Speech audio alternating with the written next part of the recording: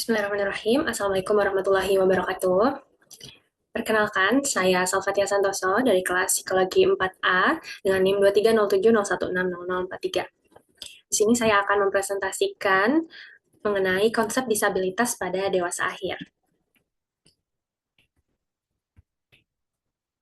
Oke, sebelum itu kita bahas istilah cacat, difabel, dan disabilitas. Perkembangan istilah disabilitas, kecacatan, dan orang cacat dimulai sejak kemerdekaan Indonesia tahun 1945. Pada istilah cacat itu bisa digunakan untuk uh, anggapan masyarakat yang melihat kecacatan fisik diakibatkan oleh dosa, baik dari orang tua maupun diri sendiri. Istilah cacat diartikan sebagai orang yang terganggu atau kehilangan kemampuan untuk mempertahankan hidupnya. Di sini istilah cacat digunakan pada undang-undang serta literatur pada tahun 1945. Tapi perspektif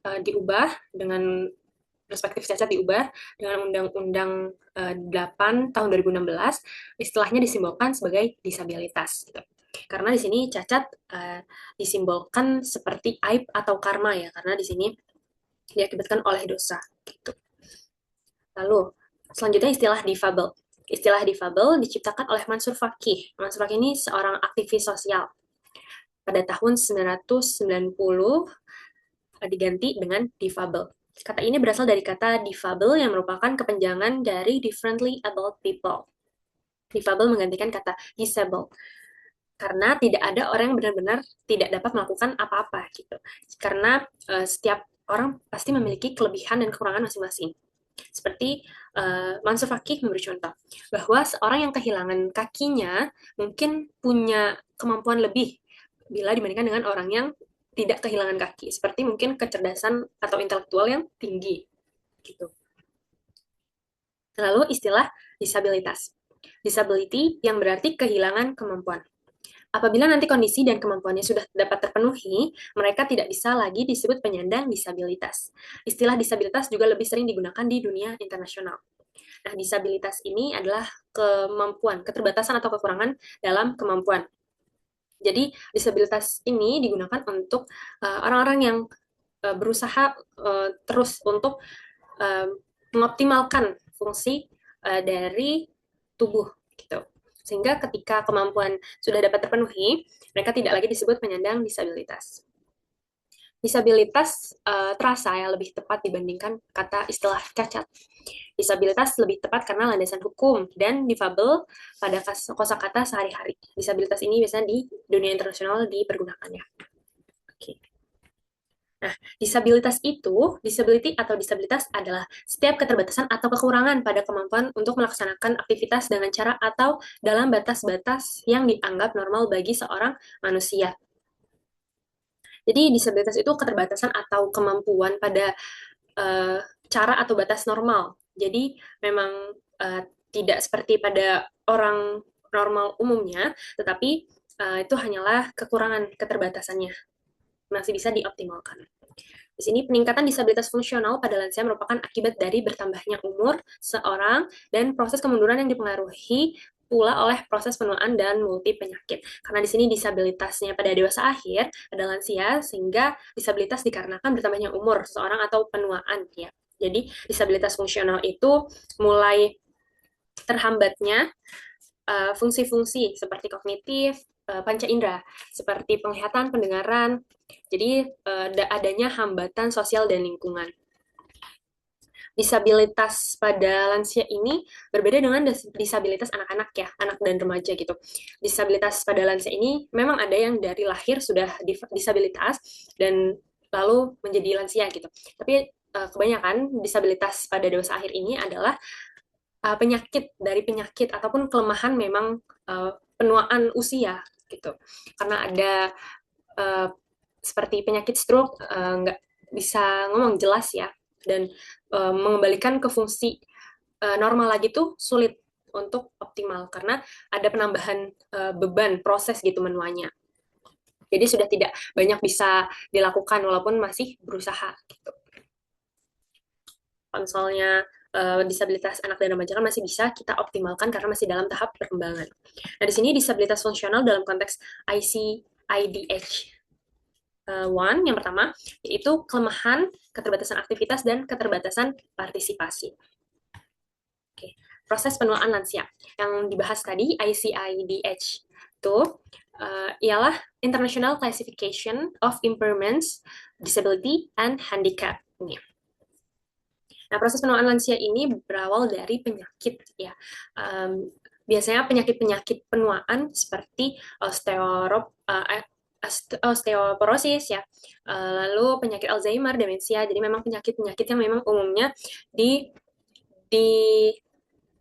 apa penyakit yang dialami oleh lansia gitu.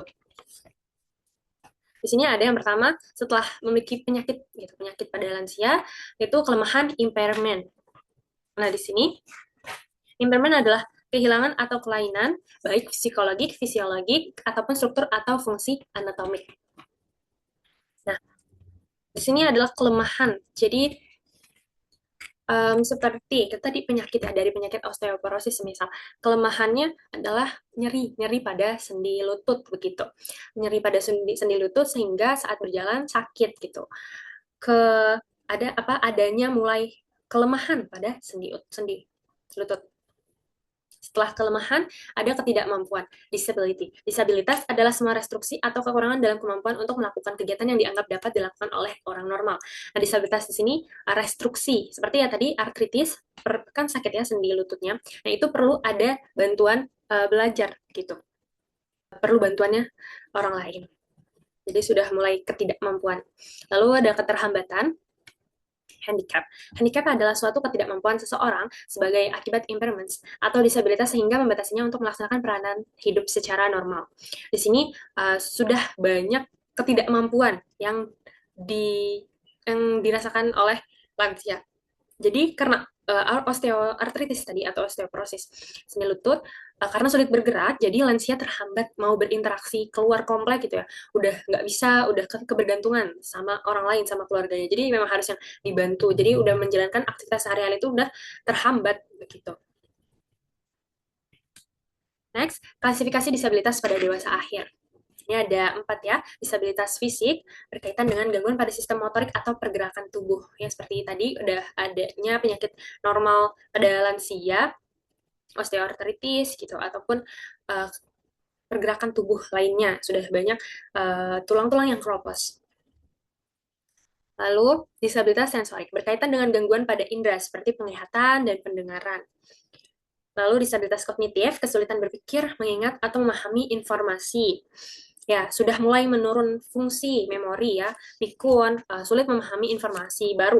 Contoh, misal sebagai cucu ya, kita mengajarkan gitu mungkin tentang pemakaian gadget touchscreen gitu. Jadi kita kasih tahu, Nek, ini cara pakai HP-nya disentuh lalu digeser ke atas ya untuk membuka kunci HP. Nah, itu lansia itu akan sulit untuk menerima informasi baru tersebut karena terbiasa dahulu mungkin pakai HP yang seperti pencetatan yang Nokia gitu. Saat diberi informasi baru ini, apalagi sudah saat lansia ya, sudah penurunan kognitif, jadi mudah lupa gitu.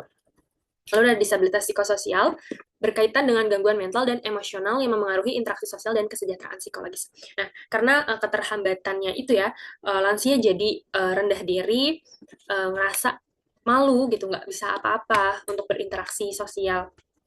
Ataupun psikologisnya, misal nenek dengan demensia, misalnya menaruh makanan di meja, lalu ia makan.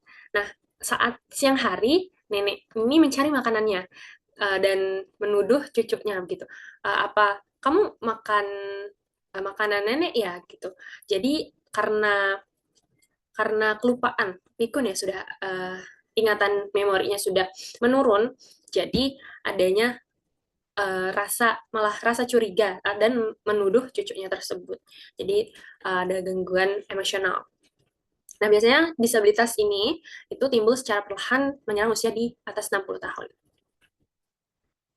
Oke, studi kasus lansia disabilitas. Jepang adalah salah satu negara dengan populasi lansia terbesar di dunia yang menyebabkan tingginya angka lansia dengan disabilitas. Untuk menghadapi tantangan ini, Jepang mengembangkan berbagai kebijakan dan teknologi inovatif guna meningkatkan kesejahteraan lansia.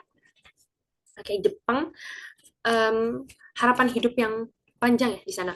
Jadi banyak lansia umur 75 sampai 80 tahun ke atas masih hidup karena mungkin pola hidup yang sehat, lalu makan juga yang sehat. Dan di Jepang itu angka kelahirannya juga rendah. Jadi merupakan negara yang populasi lansianya terbesar di dunia. Yang banyak, pemerintah Jepang menerapkan nih sistem long-term care insurance, yaitu asuransi perawatan jangka panjang, layanan kesehatan, terapi rehabilitas, bahkan kesehatan lansia. Keseharian lansia, gitu, bantuan keseharian lansia. Jepang juga mengembangkan konsep aging in place yang memungkinkan lansia dengan keterbatasan fisik atau kognitif tetap tinggal di rumah mereka dengan dukungan layanan kesehatan berbasis komunitas dan teknologi rumah pintar. Nah, di sini seperti diberi robot ya, robot Robert itu adalah salah satu robot yang bisa membantu lansia bergerak. Jadi robot tersebut memindahkan lansia ke suatu tempat, uh, lainnya gitu, misalnya ke kasur atau ke tempat duduk begitu. Ataupun ada sensor jatuh atau voice control ketika lansia di rumah sendirian. Jadi bisa dikontrol dari jarak jauh. Nah, ini mungkin salah satu uh, perawatan lansia ya. Ini ada mungkin disebut panti jompo ya kalau di Indonesia. Ini ada petugas petugas perawat ya, perawat lansia.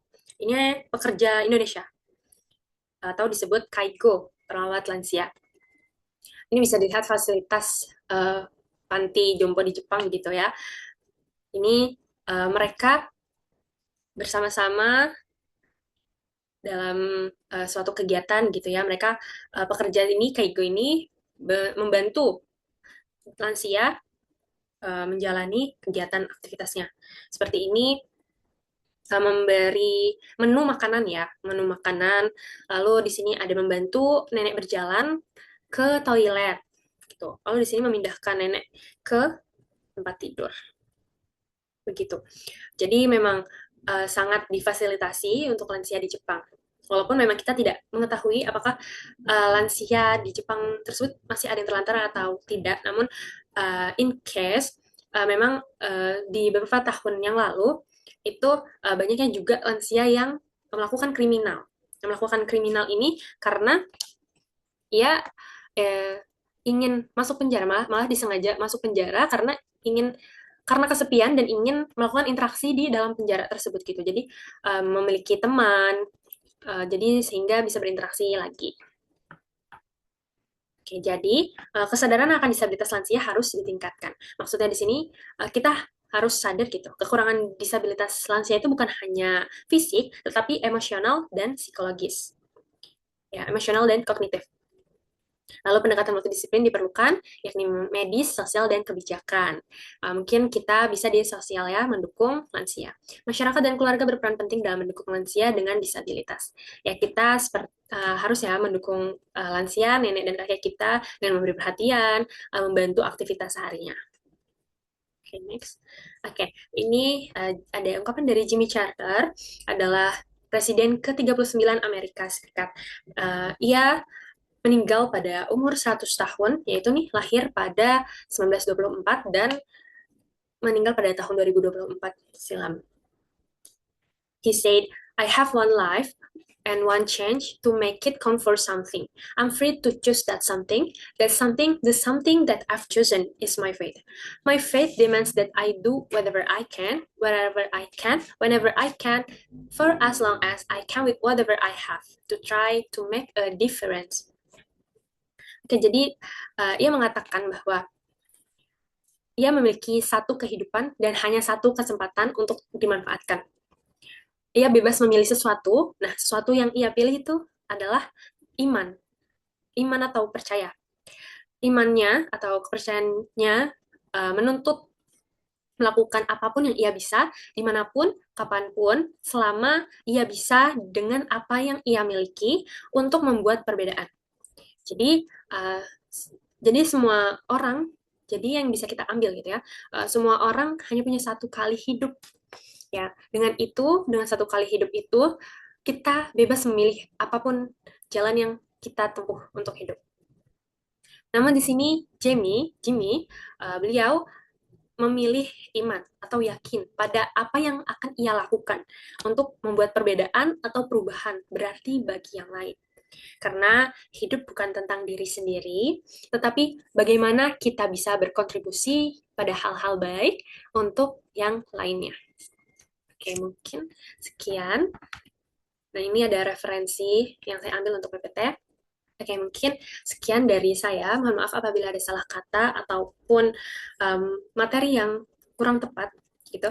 Saya mohon maaf dan terima kasih. Arigatou gozaimashita. Wassalamualaikum warahmatullahi wabarakatuh.